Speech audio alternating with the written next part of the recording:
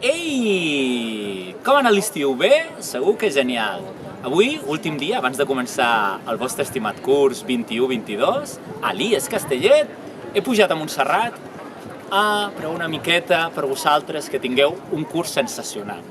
Però això no depèn d'aquí, sinó depèn de tots vosaltres, perquè serà un curs ple d'ensenyaments, d'aprenentatges i que segur que us ho passeu bé.